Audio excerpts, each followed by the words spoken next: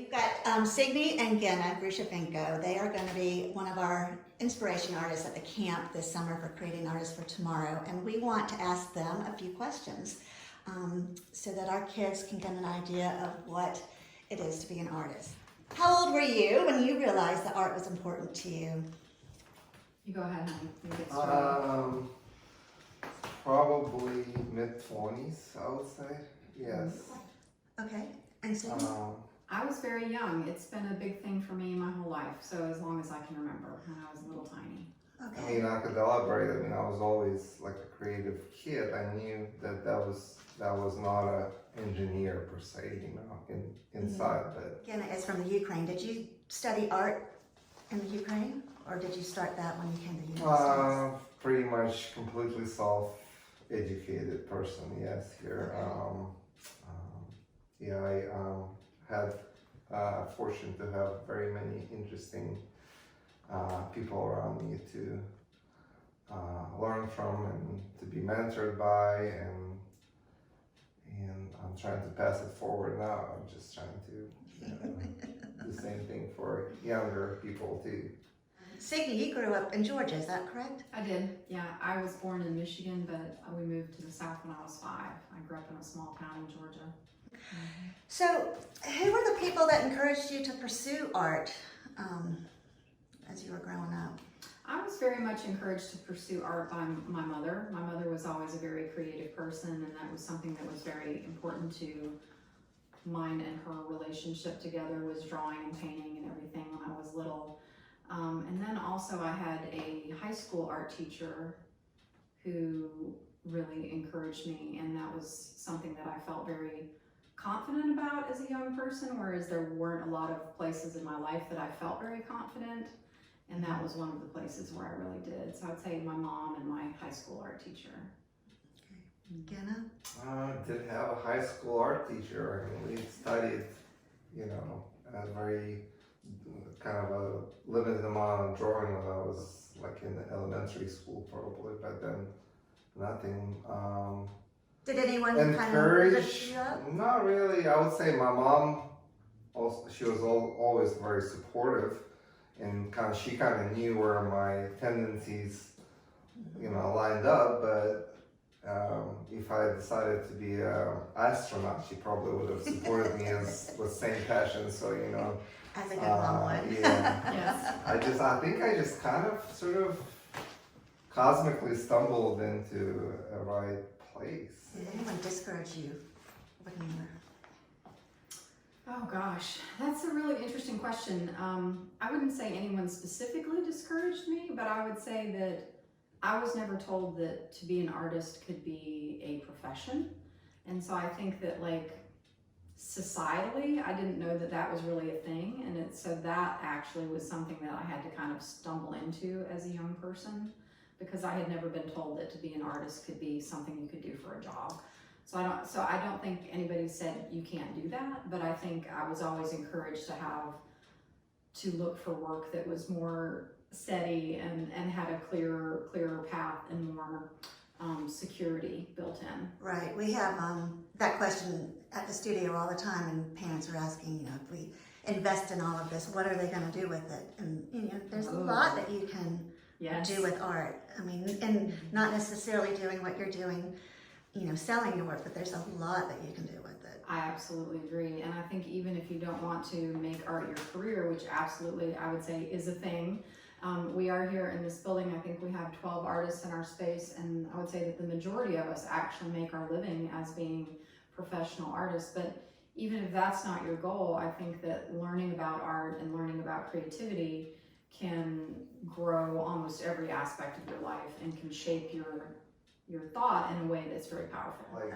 investment is really not that great financially to support young person as a future artist. You just have to recognize and give the person a necessary freedom to create. A lot of parents tend to kind of helicopter and say, well, you know, encouraging to overwork things, I would say, you know. Like I love telling this story. I heard it somewhere. It was from an artist podcast, and they were talking about this art teacher that was getting all the awards, like in school.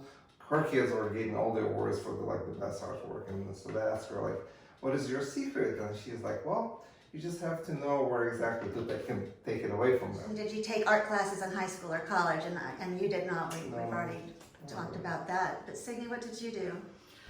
Yeah, it was a huge part of my life as a high school student. I took it very seriously, but I also studied art when I went to school. I thought I was going to be a librarian, but I thought that I would take art as a major until I could get worked out exactly what I really wanted to do, and then I never went away from it. So drawing and painting was always my concentration in school.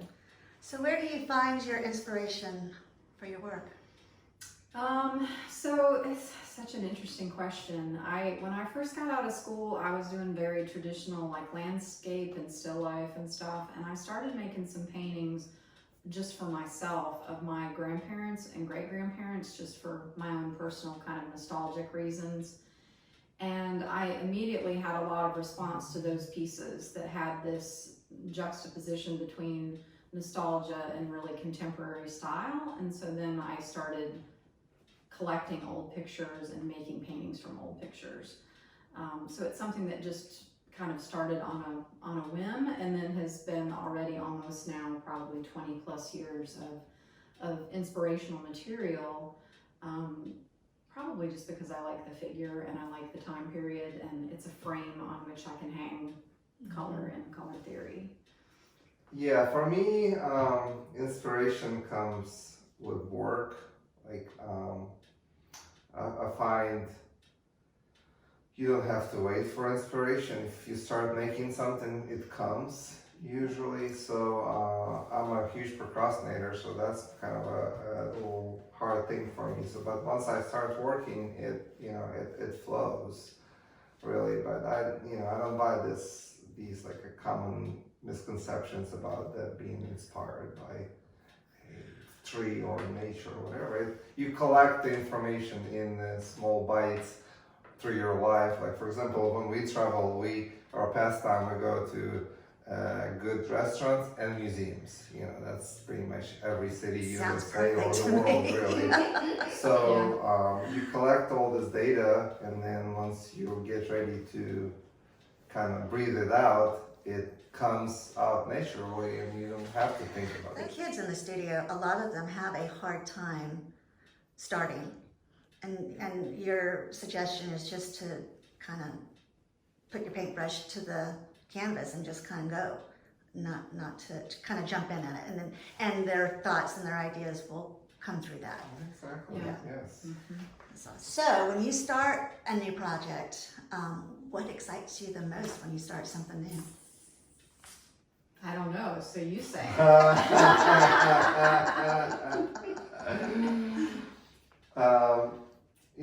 I often, make these beautiful abstract underpaintings, as we call them. And when I start, I usually try to have like zero expectations to what comes, because I let basically my intuition guide me through the process. And various times I'm super excited and super happy with what I have at the end, and sometimes I'm just like, okay, well, this would work, for something. So like every time I have a especially successful support, then I'm excited to see like what she's gonna do with it, because then it's our collaborative work. So, and she never really disappoints. So. No, she never disappoints. I know. How about you, Signe? I don't know. It's odd that I don't really feel like I have a good answer to your question. I think it would relate back a little bit to what Genna said earlier about you just kind of show up and you work, and some days as it's happening, ooh, it's really good and juicy and fresh and things are flowing, and you're like, I just did something new. I had a new idea. And then some days it's not like that, and it's hard to really define what that thing is for She me. gets mostly excited when it just kind of falls out, because Yeah, if I it's have a to struggle. labor over something too much, I get a little stressed out about it. So just being in the flow of making the work and just letting it come. But and I think my initial inspirations for me are always very nebulous. Like I look at thousands and thousands of pictures and I couldn't really even say what it is that will make me select one. So hard to say, hard to really put words to it. I think that's a thing between being a visual artist and being a writer. Like if I could really exactly articulate what I wanted to in words, then I would be that thing. So I think what you do is amazing, because when I see the initial photograph that you're using for your pieces, when I look at just the photograph, I was like, well, that's just a regular, nothing special photograph, and you turn it into something just outstanding. What intimidates you, if anything, when you start a project? Well, for me it's easy because I really nothing intimidates me because I don't have the final responsibility of the finished work. Signe doesn't intimidate you? She only, so you see the way we work, we sort of negotiated some rules at the beginning of developing our collaboration that we don't really tell each other what to do or what to paint, because if we do, neither of us respond to that very positively. that really limits your and puts some stops in your psychological state, you know what I mean? So like I have to be completely unleashed and not detached from any kind of expectation, because every time I think with my head what I'm doing, it's usually a mess. It has to come out of my heart, not my head. So. That makes sense. Is there anything that intimidates you? Yes, and it's actually interesting because I think it's similar to what excites me, which is things that I'm not quite sure I have the skill set to finish. So I think it's the same. I think it's the question you asked me earlier that I wasn't sure I had an answer to. I think they would be the same. Right, Kind of that like makes sense. approaching something that I feel like is really right out on the cusp of my ability is both a thing that is very intimidating and also very exciting. Interesting. And I would say that about this piece that I have on the easel right now that I'm working on. There was a lot of intimidation and excitement in that piece because there were tricks in it that I wasn't quite sure I knew how to do. And so that gives me both of those feelings, like the excitement and the fear. And that's the only way we continue to progress in our work, is to be willing to get out there on the edge and push farther. And I don't like being out of my comfort zone. I like to do things I know how to do. So Push her out of comfort Yeah, he zone. Well, does. that's good for Pushes me the a lot. kids to hear that, because they don't like to be out of their comfort zone at all. That's where we learn. And when they are pushed, and they do something that surprises them, that is exciting. And the willingness to fail at it a handful of times is also super useful. Very And I don't like to fail Very ever. I like to important. be a master of everything always. You learn so much more from failure than from success. We probably Sure. preach that in the studio all the time. How would you describe your art? Go ahead. So we are a team of very like-minded but very differently skilled artists, and we're married to each other, so it helps. So we work in two separate layers. Each canvas has this kind of a eccentric layer of color running through the whole canvas, and so this is the part that I am responsible for. And once Signe takes over, she applies a drawing with the oil pastel, and then she basically harmonizes the colors with underpainting colors, and the composition obviously lies on the old vintage photograph that we use for our work. So that's kind of a the gist. Do you want to say a couple words? I think you got it. I was interested in what you said about us being like-minded but very differently skilled. I've never thought about it that way because I think that we have a similar aesthetic sense but very, very different skill sets. So this is a completed underpainting that is awaiting my painting. So I will create a painting over the top of this piece, and then when it's finished, here's a finished piece. I'm just making such a mess of your video. No, you're good. So this is a finished piece, and if you could see it slightly more clearly, like these orange areas that are in shadow, and these areas at the top, and then lots of tiny little places in between are the underpainting left behind. And I guess a general way to say it would be like a figurative abstraction, so a slightly abstracted figure paintings. All right. So how has your art changed over the years? I would say that while our themes are still very similar to what they've been the whole time, like our style has changed quite a bit. My style has gone from being a lot of like heavy paint and impasto and kind of impressionistic to much more kind of graphic over time. Yeah, mine the paintings got more and more complex, I feel like. Also more primary colored, I think. Like more I would so say the than palette shifts the around. palette as well. shifts around Mhm. because yeah, the earlier were more sort of muddier, I would say. Remember? Yes. Yeah. I've learned a few things, I guess. How did you turn your love of art and your art into your livelihood? I would say that it's pretty much always been my livelihood. I had some jobs when I was younger, like waitressing and that type of thing, but pretty much always done our art close to full time since as long as we've been together. We used to teach some classes and stuff, but it's been 20 years. True. Well, I started. I was a potter, or I'm still a potter, but my career started as making pottery and salad. So I was 20 and I'm 52 now, so that's a long time ago.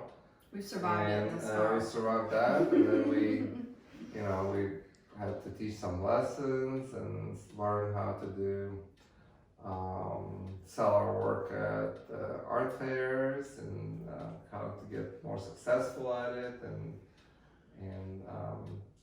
make a lot of important choices obviously through the year. But all those choices were pretty scary, really, every one of them, but you had to make them to succeed. If you could, would you change anything throughout this journey you've been on? I would say that I would not change anything about the external parts of my journey, but if I could do it again, I would attempt to enjoy it more, because I think I often have been sort of in a state of worry that turned out to have been quite unnecessary. So even though things have been hard, I wouldn't have anything differently. I would just try to relax and enjoy it more. Such a good answer. All right. Agree. Okay, well, on to the quick round. Oh. All right? Answer as quickly as you can. What's your favorite primary color? Blue. Yellow. Favorite secondary color? Rainbow. Orange. Favorite shape? Triangle. Square. Favorite time to paint? Afternoon. Afternoon 4 to 5. Favorite tool? My brush. Nail gun. Favorite place to paint? Literally right here. My studio, yes. Circles or squares? Circles. Circles. Straight lines or curved lines? Straight. Straight lines. Pets? Definitely. Dogs. Dogs. Mm-hmm. And describe your work with one word. Colorful. Fractal. All right. Thank you so much for Absolutely. letting us invade your studio and ask you a whole bunch of questions. So we hope you have a good day, and ciao.